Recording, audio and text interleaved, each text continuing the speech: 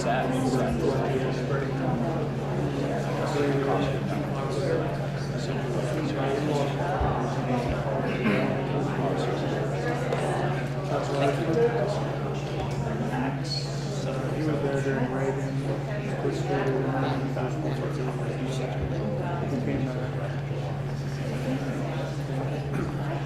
to see you. Good to see you. Nice to see you. Shade of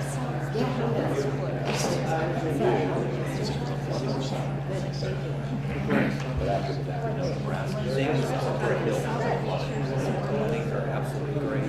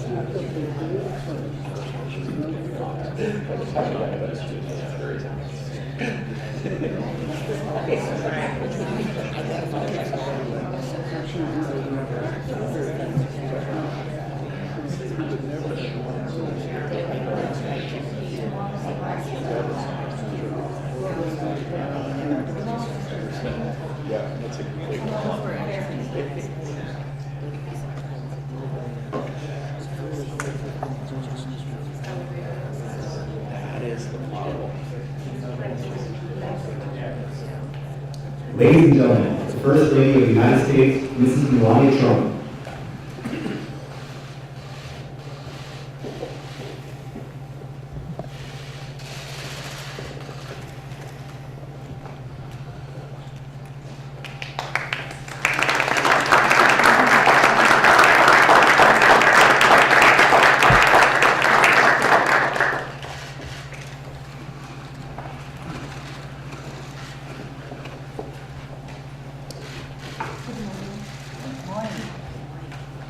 Thank you for coming and taking a part in what I hope is the first of many conversations we will have in our mission to enhance the lives of children everywhere.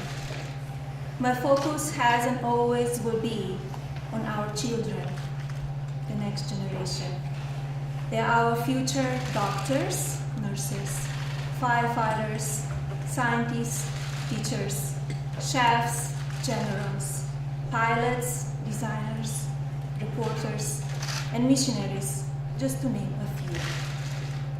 As you know, last May I launched my Be Best initiative.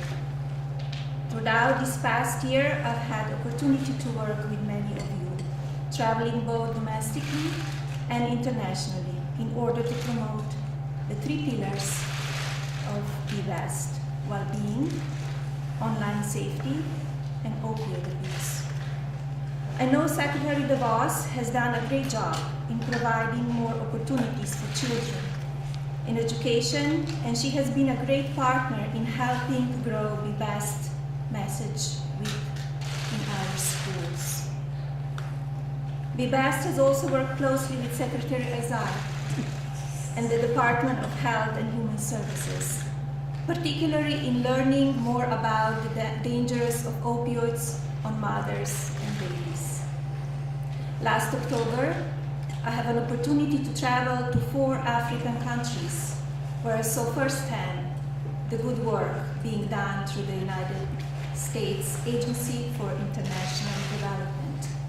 I'm glad Administrator Green can join us today. It is with a great appreciation that I welcome all of you for this meeting. I'm looking forward to learning more about the programs available and how we can work together to continue creating more opportunities to help and empower our children. I would now like to call on Secretary Azar to share more about the interagency working group for youth programs. Thank you. Secretary Azar, please. Well, thank you very much, Mrs. Trump, and I'd like to thank the First Lady for her remarks and for welcoming us to the White House today. The leadership, compassion, and encouragement you give to the young people of this country every day is appreciated and inspires each one of us to think about how we can use our own leadership roles to help American people. Your Be Best initiative, concentrating on well-being, social media use, and opioid abuse of young people, is timely and has certainly influenced many of the plans and objectives of this working group. Allow me to speak for all of us in expressing our gratitude for your leadership. As chairman of this group, I'd like to give a brief history of this working group, what it does, and why it's important. This group had its roots in the 2000s, when there was a recognition of a need for a more concentrated effort among our federal government programs to focus on helping young people thrive in their families and their communities. In fact, as Deputy Secretary, I attended one of the very early meetings that gave rise to this working group. The working group itself was created by an executive order entitled, appropriately, Improving the Coordination and Effectiveness of Youth Programs. The nice thing about an executive order like that is you do not have to guess at what it's about. Today, there are a total of 21 federal agencies that regularly coordinate and exchange information on the effectiveness of youth programs.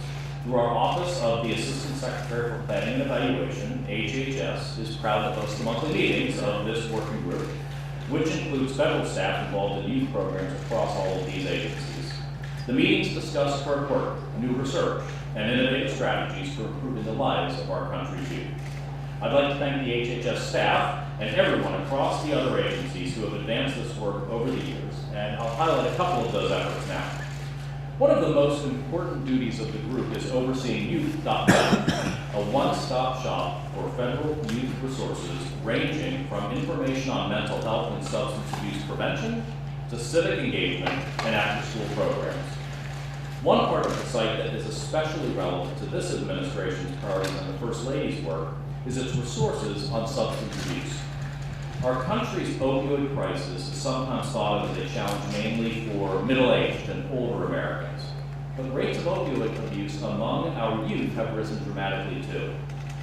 The working group has created an opioid crisis resource on youth.gov that can help people recognize signs of opioid abuse in young people in particular. Many of you are also aware of this administration's deep concerns regarding skyrocketing use of e-cigarettes by young people. Youth.gov also hosts resources on that issue, including materials from FDA's Real Cost campaign, which educates youth about the risks of tobacco and e-cigarettes. In fact, FDA delivered a presentation on this issue at the most recent meeting of this working group. I also want to highlight two particular policy efforts that have come out of the working group. One is a collaboration between the Department of Labor and HHS's Mental Health Services Agency, SAMHSA, to use the Youth Build program to address substance abuse.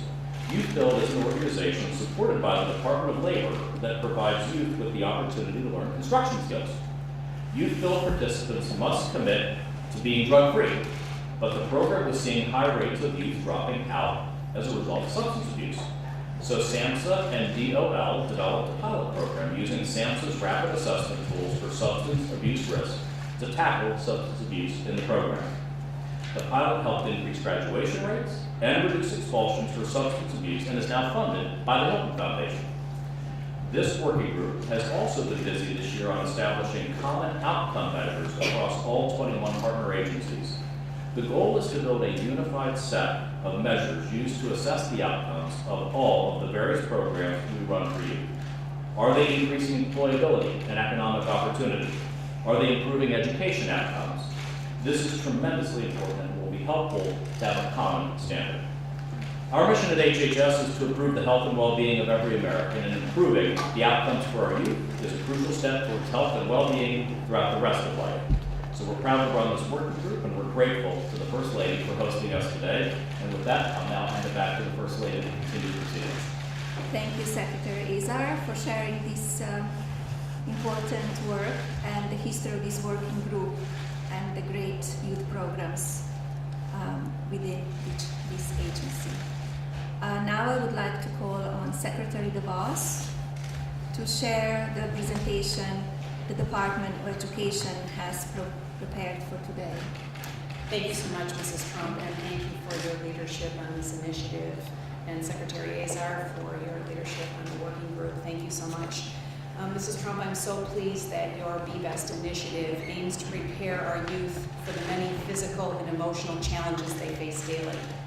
Values like kindness, determination, respect, and positive behaviors, online and in person, all underpin a life well lived. Each child needs meaningful ways to connect with their school community. And as teachers and parents work to promote positive school climates and create safe and supportive learning environments in their own communities, the department comes alongside to offer support. First, it's important to acknowledge that loneliness and isolation are widespread. Despite technology that allows us to be more connected than ever, at least on the surface, too many students are more disconnected and lonely than ever before. One way schools are fostering connection is through an approach called Positive Behavioral Interventions and Support, or PBIS. The Department of Education has a PBIS Technical Assistance Center which supports school personnel in prompting, modeling, practicing, and encouraging positive social and behavioral skills. One of the Federal Commission on School Safety's recommendations was for more communities to explore whether PBIS might be beneficial for their students. And like the Commission's recommendations, PBIS does not prescribe only one approach. It's a framework local school leaders can use to select and implement specific practices that best suit their students' unique needs. When students learn how to treat each other as they'd like to be treated themselves, what we commonly recall as the golden rule, school climates become more positive, safer, and student-teacher relationships are more trusting and respectful. Schools that take PBIS seriously report fewer antisocial and aggressive behaviors, fewer bullying incidents, and major disciplinary infractions, and overall improvements in student engagement and academic achievement. I saw this firsthand at Frank Hebron Harmon Elementary School in Anne Arundel County. Students there join in whole group and small group activities that help them build relationships with their peers. I enjoyed participating in one community building activity which focused on how students greet each other. Each day, the whole class assembles in a circle and decides how they'd like to greet that day. Part of the greeting decided the day my visit was a fist bump. Another way we can foster safe and positive learning environments for students is to empower them with the freedom to choose the right fit for their education. Florida, for instance, recently established the nation's first tax credit scholarship program for students who have been bullied or who have been victims of violence. No student should be forced to try to learn in an unsafe or hostile environment simply because he or she is assigned there by home address. This administration recently announced a bold proposal to supplement programs like Florida's Hope Scholarship. Education Freedom Scholarships will give hundreds of thousands of students across the country the power to find the right fit for their education. Our bold proposal will offer a federal income tax credit for contributions to nonprofit organizations that provide scholarships to students. Some states may choose to use the scholarships to enhance and improve already existing public school choices. Other states may choose to model Florida's Hope Scholarship program. The point is, it's up to families and communities to decide. When we talk about policies and programs, it's easy to get focused there and forget about people. Armani's story brings us back into that focus. When she was in the 2nd grade, a few kids at Armani's assigned school in Florida ruthlessly mocked her appearance and consistently distracted Armani from her studies. All of this made her sad because when it comes to my grades, she said, I get really serious. Armani's bullies continued to harass her daily. Then one day, another student slapped her. Armani called her mom in tears. She said she didn't want to go back to school anymore. Armani's mother had repeatedly tried to get school administrators to do something about the bullying, but they didn't take it seriously either, and they didn't take a slapped face seriously. Thanks to the Florida Tax Credit Scholarship, Armani's now in a safe, happy, and thriving new school. Our mission is a safe family environment, the school's leader said. We see it as a partnership between the home and the school to raise great kids who are successful in life. Armani's new school is intentional about keeping kids from bullying. We talk about kindness first, Armani said at a weekly gathering of students. People talk about what we do and should do in the world. We get it right. Every student needs to be free to pursue the education that gets it right for them, in places and in ways that will unlock their potential and unleash their creativity, so they and we together can achieve our best. Thank you very much. Very important work what we do school to school, and I hope we achieve in every state at least one school, if not more, that they have those programs, and we will work hard on it. So thank you very much, Secretary DeVos. And I now would like to call Secretary Carson to provide more insight into the great work of Strong Families. Well, I'd like to start by thanking the First Lady for organizing this event and for your inspirational leadership. And thank all the people involved in this endeavor. You know, having spent my entire previous career dealing with children, this is special for me. The First Lady is doing something truly great with BBEST, helping to prepare the next greatest generation, which is an effort worthy of praise. As a doctor, I know that the health of a community is measured by more than just the vital signs of its residents. A neighborhood's heart and soul are its strong families. That's why HUD launched the Strong Families Initiative, a program to strengthen, empower, and improve the quality of life for HUD-assisted families. HUD's mission is to ensure all Americans have access to safe, affordable, quality homes. But that mission isn't just about housing capital, it's about human capital. HUD's Strong Family Initiatives is a nationwide series of events that takes place throughout the year. Local families receive health, education, and economic empowerment resources, have access to legal and expungement services, get involved in workshops for science, technology, engineering, and math, participate in reading booths, digital literacy, training, leadership development workshops, and they have fun. More than 1,000 communities have been served by these powerful events, which have impacted tens of thousands of HUD-assisted families across the country. The Strong Families Initiative began last year as an expansion of HUD's long-standing efforts to promote responsible fatherhood. Fathers not only provide boys with role models and mentors, their presence may indicate other neighborhood factors that benefit families, such as low incarceration rates and better job opportunities. By amplifying and expanding HUD's resources for responsible fatherhood into broad family togetherness, we recognize that perhaps the greatest single determinant of a child's future is the active and loving engagement of all parental figures, including fathers, mothers, stepfathers, stepmothers, grandparents, aunts, uncles, siblings, mentors, and more. Having been raised by a single mother myself, from the time I was 8 years old, the Strong Families Initiative is more than a professional source of pride.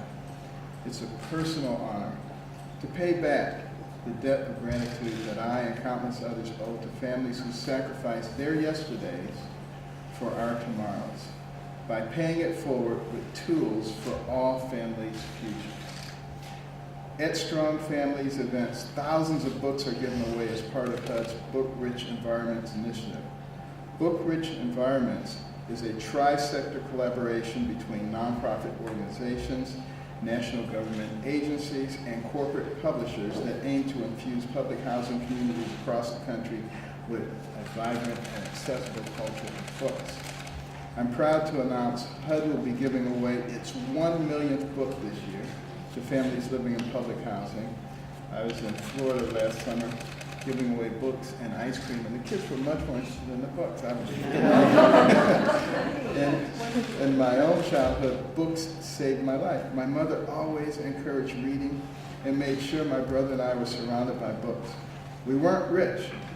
In fact, we were poor, but books opened up more doors for me than anything else in my life except God. I became a doctor because of books. My brother became a rocket scientist because of books. And today I stand before you as HUD Secretary because early on books were passed on to me, just as HUD is passing them on to so many American families that share the same need. When families have books in the home, children become interested in books. Books lead to literacy, literacy to education. If a child is reading at grade level by the third grade, the trajectory of their life is changed. Our Strong Family Initiatives is making a lifelong impact on children's education by introducing students in public housing to Project SOAR, S-O-A-R, which stands for Students, Opportunities, Achievement, and Results. Project SOAR is funded by HUD to help young people plan for, enroll in, pay for, and succeed in post-secondary educational programs. It is achieved in part by introducing students to education navigators who serve as personal guides and mentors. HUD's achievements in education are reflected in stories like that of Stephanie Sanchez. Stephanie is a young student who recently became the first in her family to attend college. According to Stephanie, her education navigator, Enrique, played a pivotal role in helping her apply for federal student aid, manage the college application process, and stay on top of deadlines throughout her semester.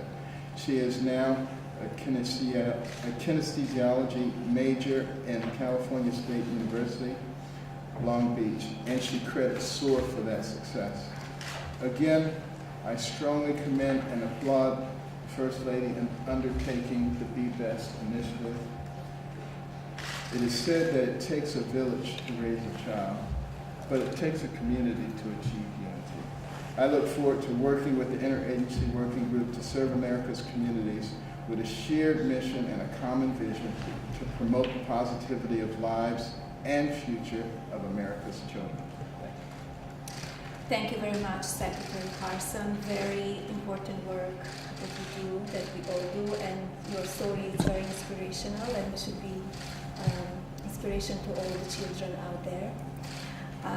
And as I always said, children absolutely deserve and need loving and strong family. So it's very important what kind of support they have from us and from the families.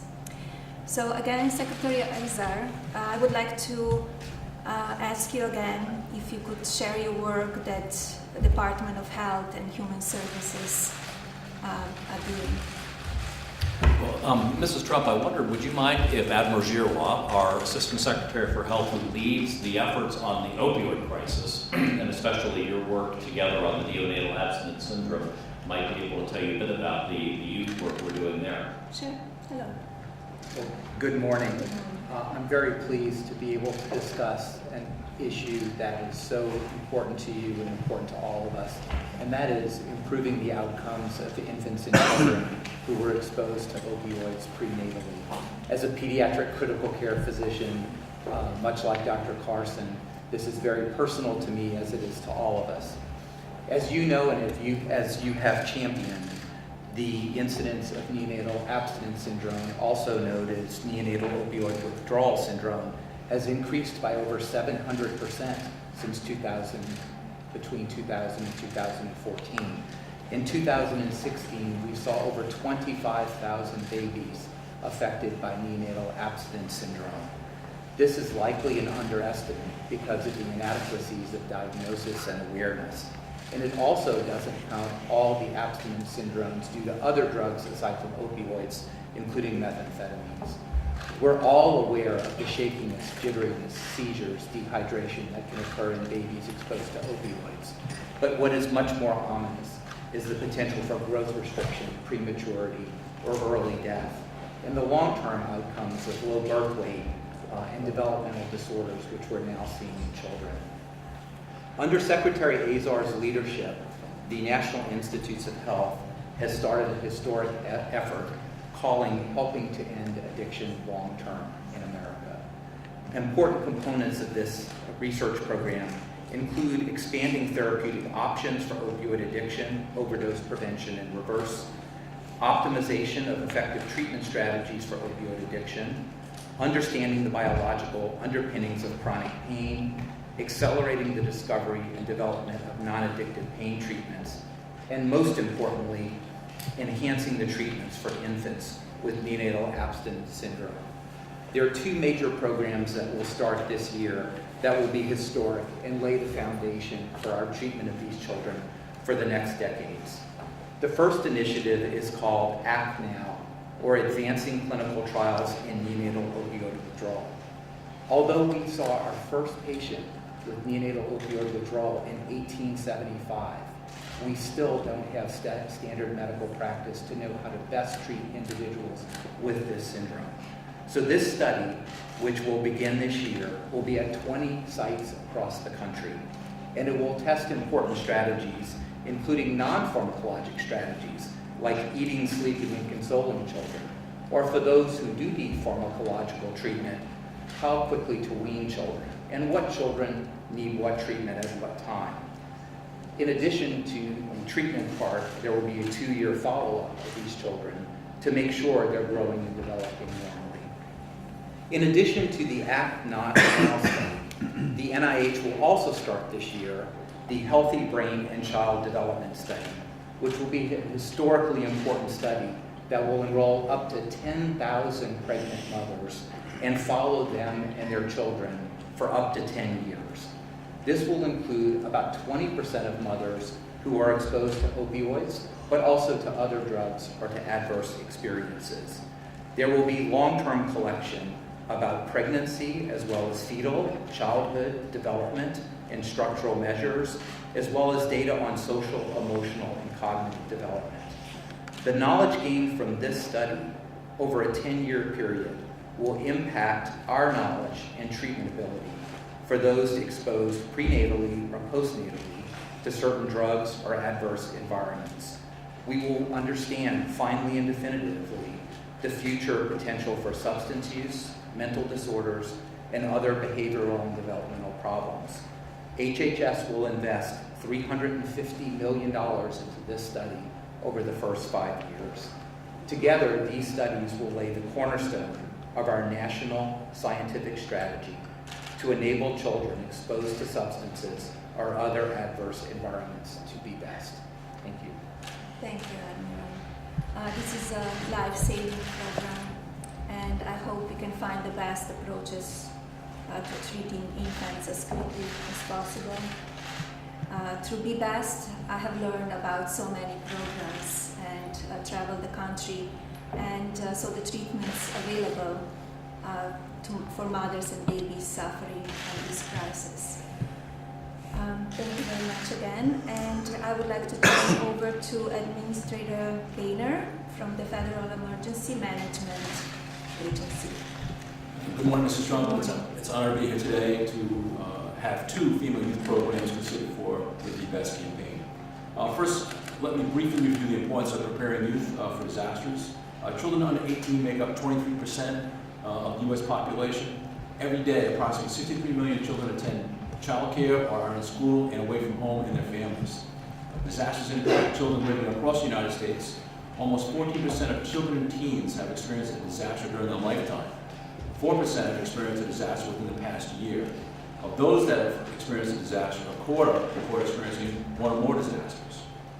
Youth programs encourage engagement in preparedness actions, which increases self-worth, positively influences resilience, action, and maintenance of preparedness activities.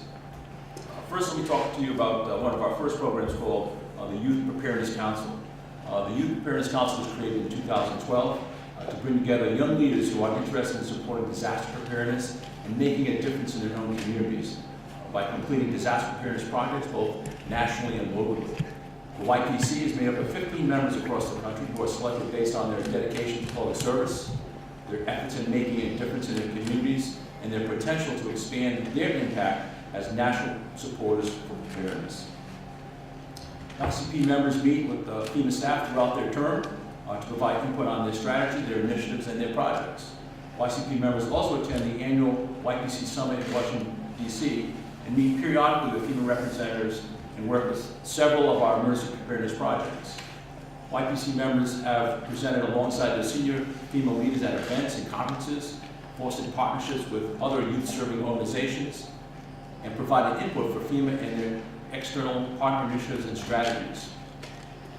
ICP members have completed national and local level projects that include launching a youth preparedness coalition, conducting emergency preparedness outreach in tribal nations, organizing conferences and events, founding state, territory, and regional level youth preparedness councils, and planning and executing disaster exercises in their own communities. Students from the 8th to 11th grade can apply online for the next term, which closes on 31 March, and everyone is welcome to apply. Our second youth initiative is called Ready to Help, and I have a prop here I'd like to pass it on.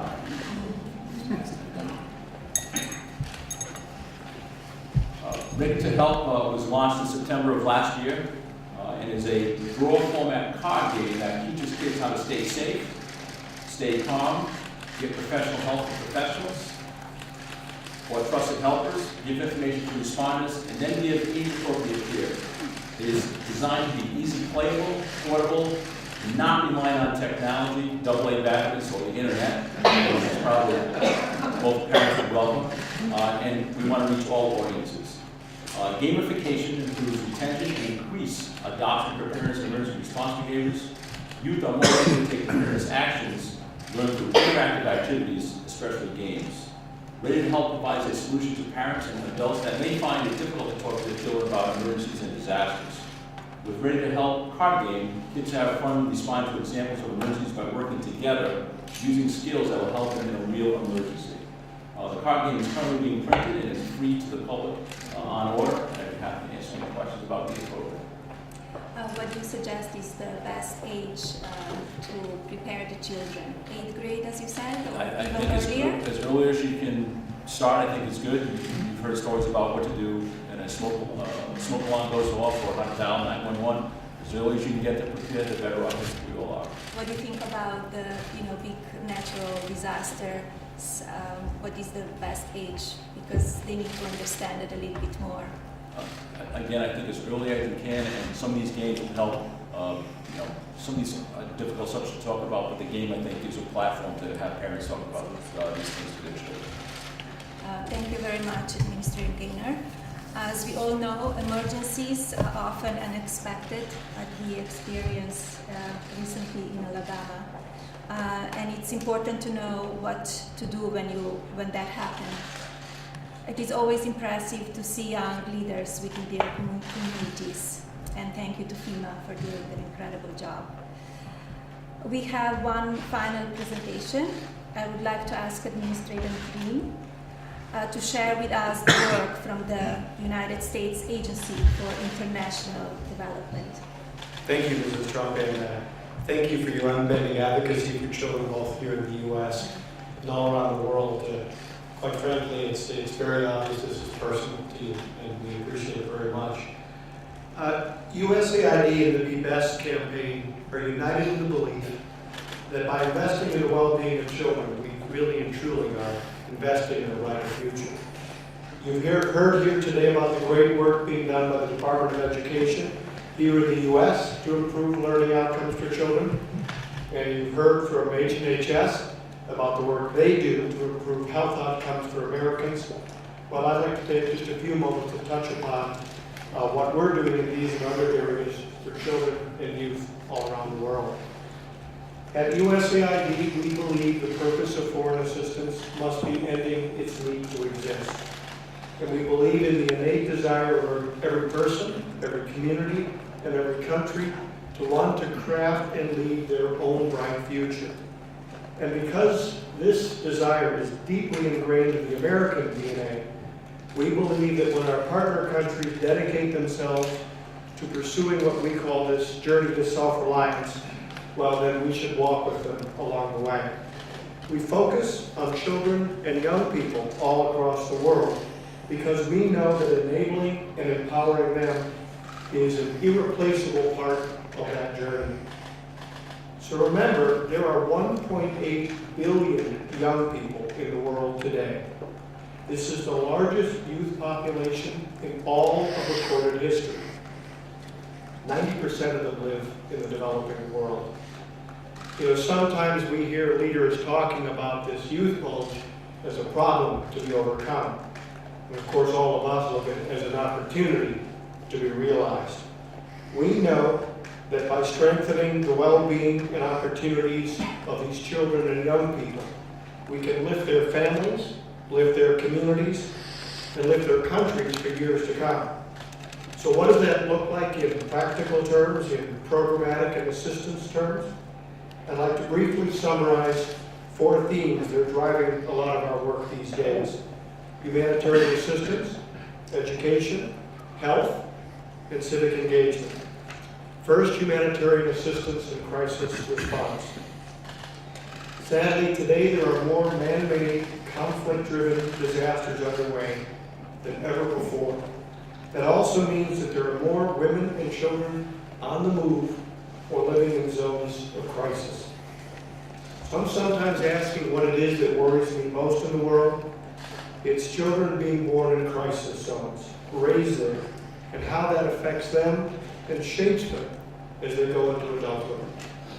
So USAID prioritizes investments in conflict and crisis-affected children and youth so that when crises, God willing, do wind down, they are better equipped to succeed and to contribute to rebuilding their communities.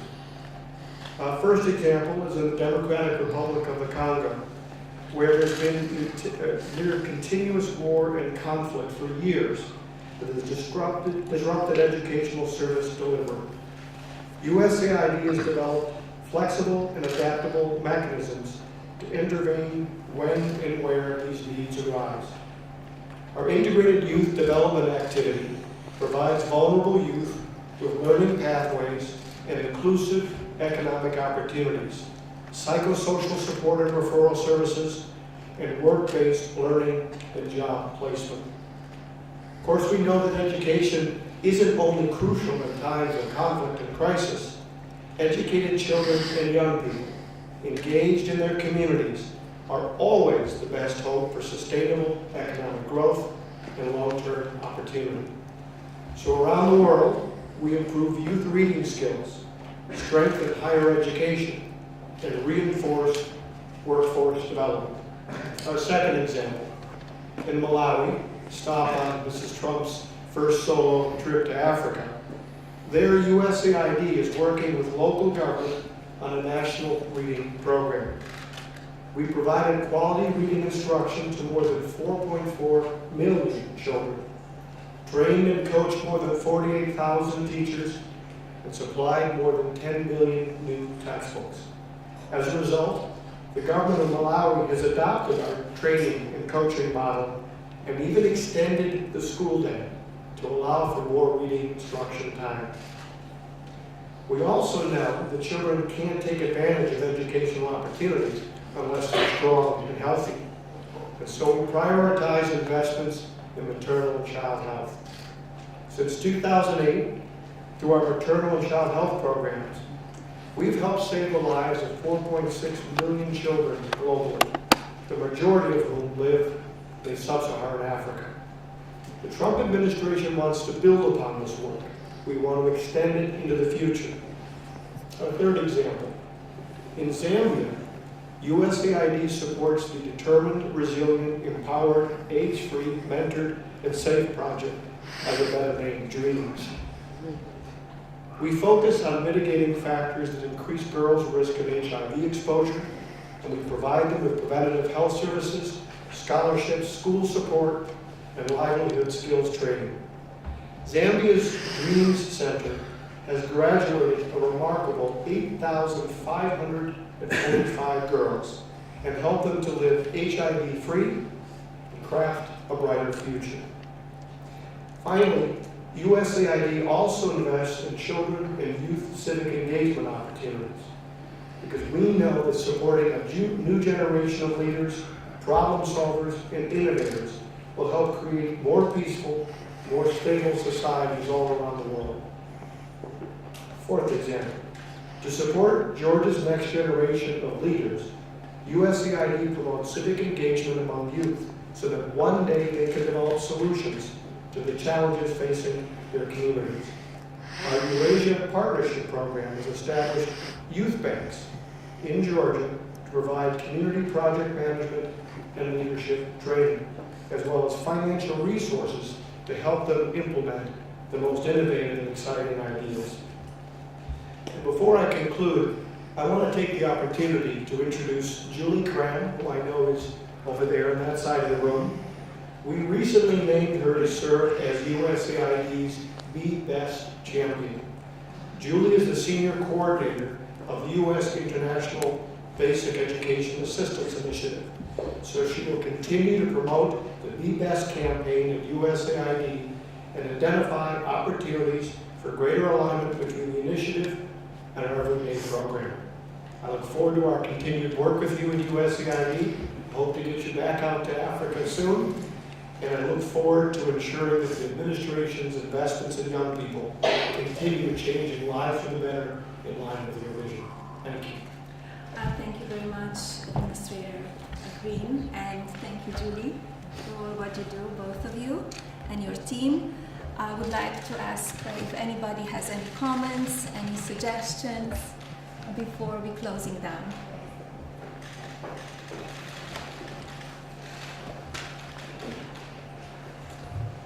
Firstly, I want to compliment you on a great effort.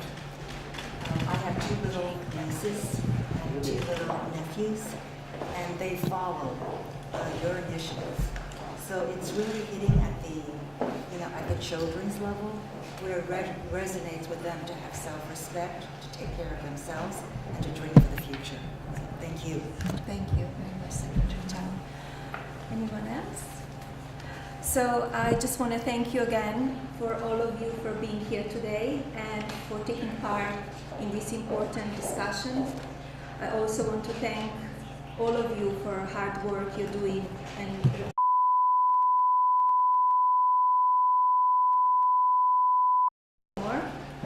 today